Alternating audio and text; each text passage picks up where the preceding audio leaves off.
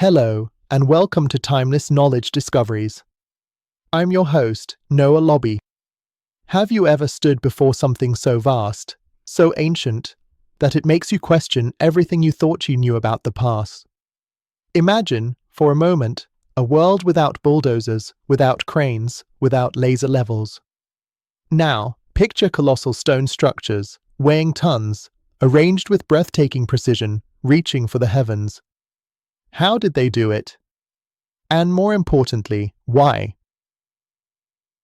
Today, we're embarking on an extraordinary journey back in time to explore some of humanity's most awe-inspiring and enigmatic achievements, ancient megastructures. We'll be venturing to the windswept plains of England to ponder the secrets of Stonehenge, trekking across the Egyptian desert to the foot of the mighty pyramids, and digging deep into the Anatolian highlands of Turkey to uncover the mysteries of Göbekli Tepe, the site that's rewriting history as we speak. These aren't just piles of old rocks. They are silent storytellers, monuments to ingenuity, belief, and a connection to the cosmos that we are still striving to fully understand. So, grab your explorer's hat, and let's dive into the mysteries of these ancient wonders. Our first stop takes us to the Salisbury Plain in Wiltshire, England, home to one of the most iconic and baffling structures on Earth, Stonehenge. Picture this: massive sarcens, some weighing over 40 tons, and smaller blue stones, quarried from over 150 miles away in Wales, arranged in a series of circles and horseshoes. Construction here began around 5,000 years ago, during the Neolithic period, and continued in phases for over a millennium. How did they build it? The how of Stonehenge is a puzzle that has intrigued scholars for centuries. Without wheels for transport, at least not in the earliest phases for heavy stones, and no written records from its builders, we rely on archaeology and experimentation. Theories abound. Theories on stone transport. Some suggest the larger sarcens were moved using wooden rollers, sledges, and sheer human power, perhaps lubricated with animal fat or water. Imagine hundreds of people, working in unison, inching these colossal stones across the landscape. For the blue stones from Wales, it's debated whether they were transported by land, or perhaps by water, using rafts along the coast and up rivers. There's even a more controversial theory suggesting glacial movement might have brought some blue stones closer, though most evidence points to human effort. Raising the stones. Once on site, raising these giants was another incredible feat. It's likely they dug pits for the upright stones, then used ropes, levers, and counterweights, perhaps even A-frames, to haul them into position. The lintels, those horizontal stones that cap the sarcens, might have been raised using timber cribbing, stacks of wood built up like Jenga blocks, or earthen ramps. Why was it built? The purpose of Stonehenge is even more debated than its construction. Astronomical observatory. One of the most compelling theories is its astronomical alignment. The main axis of Stonehenge is aligned with the sunrise on the summer solstice and the sunset on the winter solstice. This suggests a deep understanding of celestial cycles. Imagine ancient peoples gathering here, marking the changing seasons, crucial for agriculture and perhaps for their spiritual beliefs. It wasn't just a casual glance at the sky. This was precision engineering tied to the cosmos. Ceremonial or religious site. The presence of human burials, particularly cremations, found at and around the site suggests it was a place of ritual, perhaps a sacred burial ground for royalty or important figures. The sheer effort involved points to a profound spiritual or religious significance. Was it a temple to sun or sky gods? A place for healing? Or perhaps a symbol of unity for different tribes? A symbol of power and community? Building something on this scale required immense organization. It would have brought together hundreds, if not thousands, of people. This suggests a society with strong leadership, capable of planning, resource management, and mobilizing a large workforce. The act of building itself could have been a unifying force, a communal effort that solidified social bonds. What Stonehenge reveals. Stonehenge tells us that these Neolithic people were far from primitive. They were skilled engineers, keen observers of the sky, and possessed a complex social structure. They had a deep connection to their landscape and the cosmos, and a desire to leave a lasting mark, a monument that still speaks to us across the millennia. It's a testament to human perseverance and our enduring quest to understand our place in the universe. Next, we journey south, to the hot sands of Egypt, to the Giza Plateau, home to perhaps the most recognizable ancient megastructures in the world, the Great Pyramid of Giza and its companions. Built for pharaohs Khufu, Khafra, and Menkaure over 4,500 years ago, these pyramids are an enduring symbol of ancient Egyptian civilization.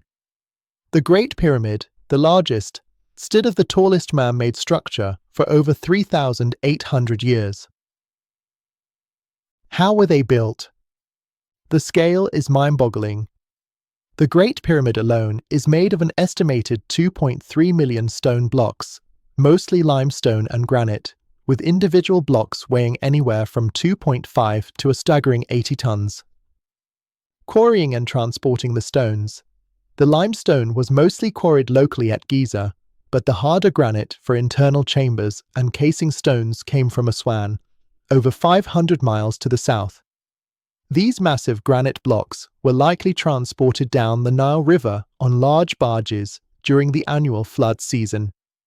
Once near the site, theory suggests they were hauled on sledges over specially prepared ramps, possibly wetted to reduce friction. Ramps, levers, and manpower. The question of how they lifted the stones to such great heights is a classic debate. Straight ramp theory, a long, straight ramp increasing in height as the pyramid grew. The problem? Such a ramp would eventually become incredibly long and require almost as much material as the pyramid itself. Zigzag or internal ramp theories. More recent theories propose a ramp that spiraled around the pyramid's exterior, or even an internal ramp within the structure itself. Evidence for these is still being investigated. Regardless of the ramp type, it involved levers, ropes, and an enormous, highly organized workforce. These weren't slaves, as popularly depicted in older movies. They were skilled laborers, farmers working during the Nile's flood season when agriculture was impossible, who were housed, fed, and paid for their work. We know this from discoveries of workers' villages, bakeries, and cemeteries near the pyramids. Why were they built? Unlike Stonehenge, the primary purpose of the Egyptian pyramids is clearer, though still imbued with layers of meaning. Tombs for pharaohs. Fundamentally, the pyramids were elaborate tombs for the pharaohs. Ancient Egyptians believed in an afterlife, and the pharaoh was considered a divine intermediary between the gods and humans. His successful journey to the afterlife was crucial for the prosperity and order ma'at of the entire kingdom. The pyramid was his resurrection machine, designed to protect his mummified body and possessions and launch his soul to the heavens. Religious and symbolic significance. The pyramid shape itself is significant. It's thought to represent the primordial mound from which the Egyptians believed life emerged, or the descending rays of the sun god Ra, providing a stairway for the pharaoh to ascend to the gods. The precise astronomical alignments of the Giza pyramids, particularly their orientation to the cardinal directions and constellations like Orion, further underscore their cosmic connection. A display of power and resources. Building such monumental structures was also a profound statement of the pharaoh's power, his control over resources, and the stability and wealth of the Egyptian state. It was a national project that unified the country and showcased its organizational and engineering prowess. What the pyramids reveal. The pyramids are a testament to the ancient Egyptians' sophisticated understanding of mathematics, engineering, astronomy, and logistics. They reveal a highly centralized state, a deeply religious society focused on the afterlife, and a workforce that was skilled and organized. They demonstrate an incredible ambition to conquer death and achieve eternity, leaving a legacy that continues to inspire awe and wonder. Now, prepare to have your understanding of ancient history shaken. We travel to southeastern Turkey, to a site called Göbekli Tepe, which means Potbelly Hill. This isn't a pyramid or a stone circle in the way we've just discussed.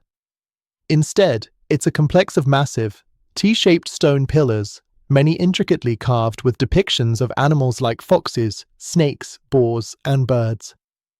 What's truly astounding about Göbekli Tepe? Its age.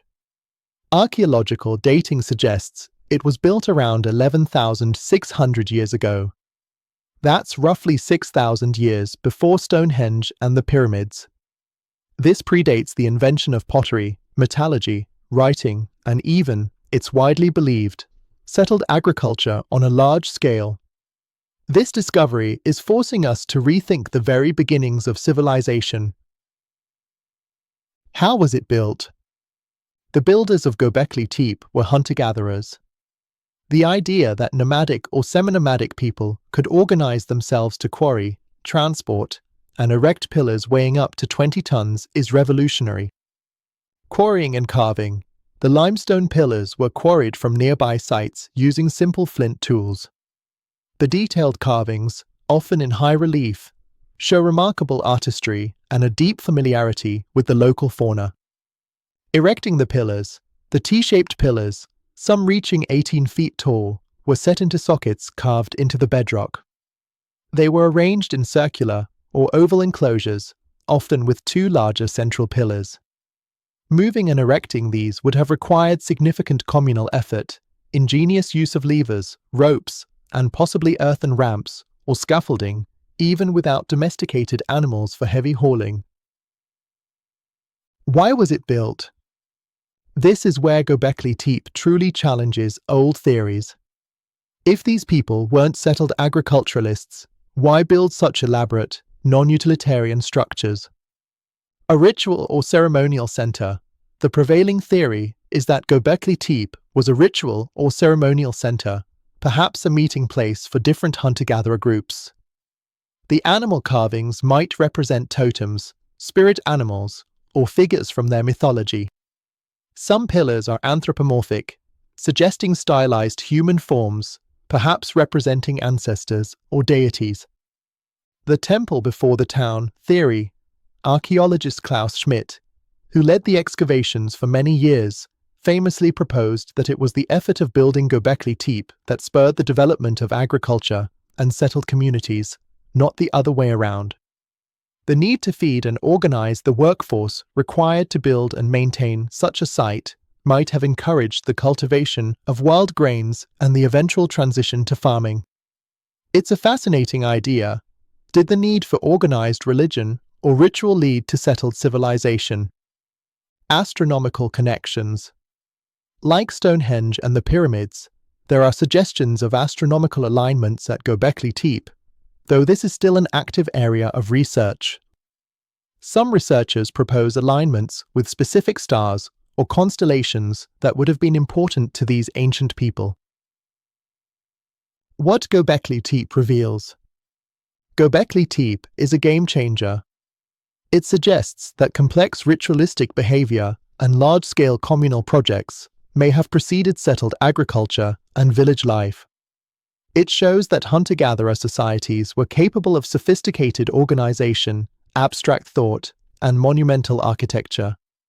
It pushes back the timeline for civilization and hints at a rich spiritual and social life among our Mesolithic ancestors that we are only just beginning to understand.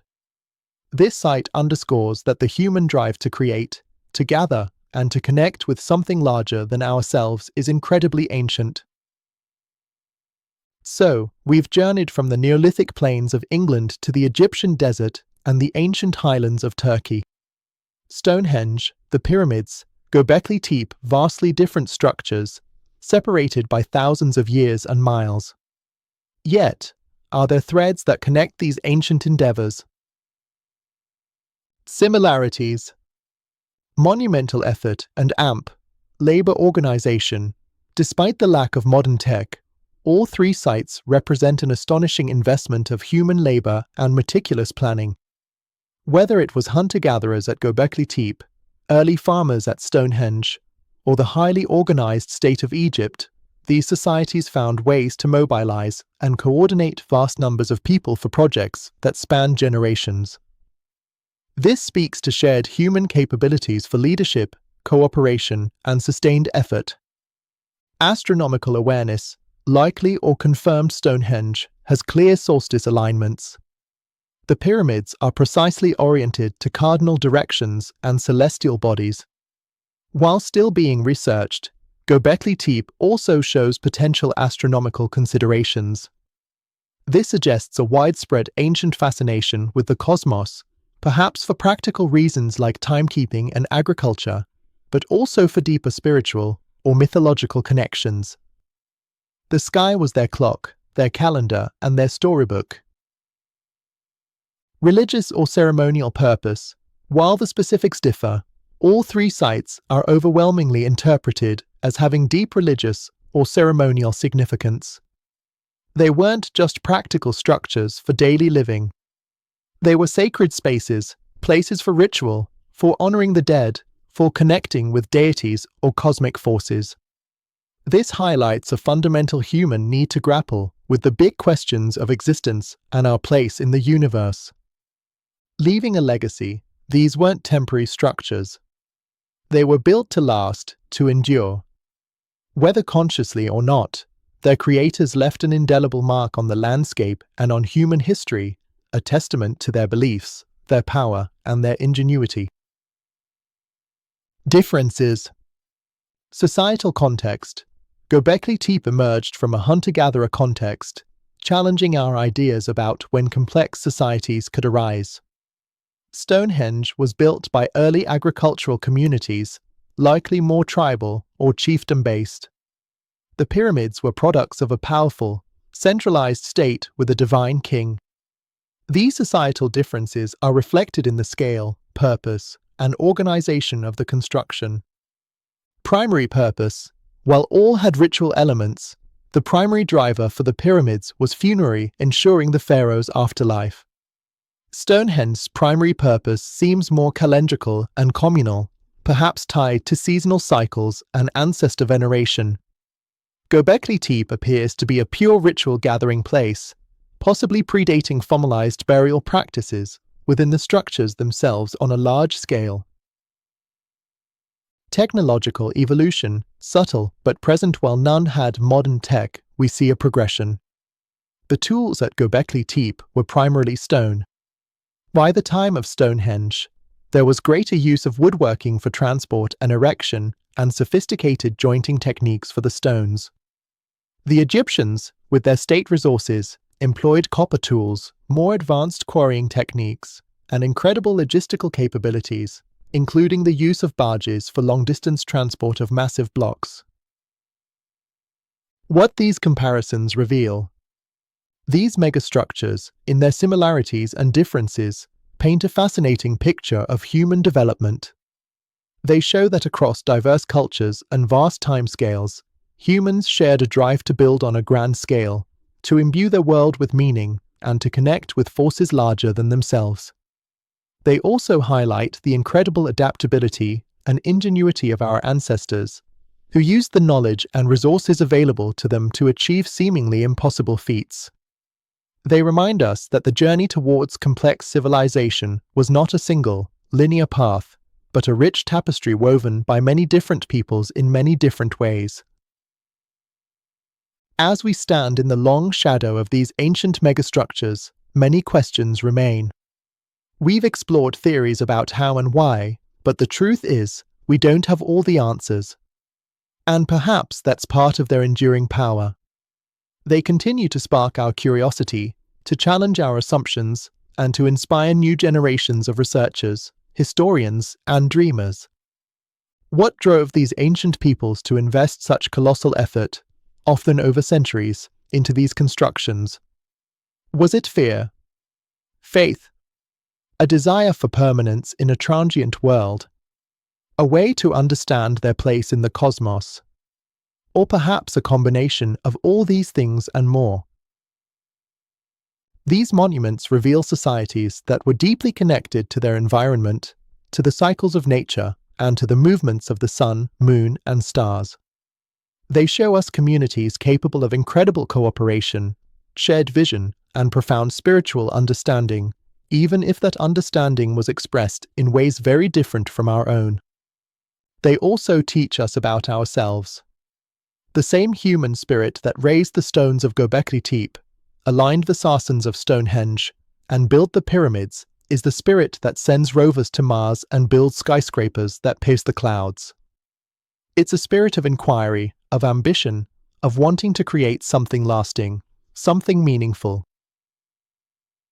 What these ancient builders accomplished without the aid of modern technology is nothing short of breathtaking.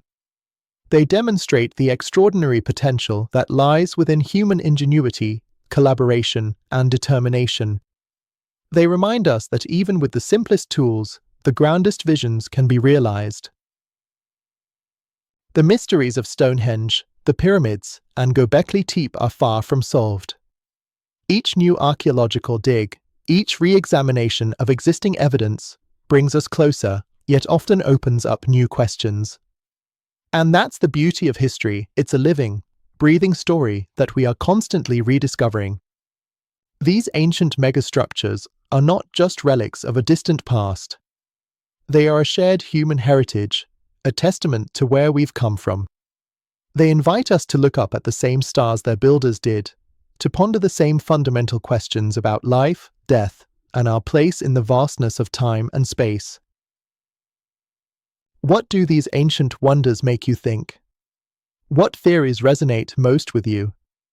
The incredible thing is, the journey of discovery is ongoing, and everyone, from seasoned archaeologists to curious kids, has a part to play in pondering these timeless riddles. Thank you for joining me, Noah Lobby, on this journey with timeless knowledge discoveries. I hope this exploration of ancient megastructures has sparked your curiosity and inspired you to learn more. If you enjoyed this episode, please show your support by hitting that like button, subscribing to Timeless Knowledge Discoveries for more adventures into the past, and ringing that notification bell so you never miss an episode. We'd also love to hear your thoughts. What ancient mystery fascinates you the most? Let us know in the comments below. Until next time, keep exploring, keep questioning, and keep discovering the timeless knowledge that connects us all.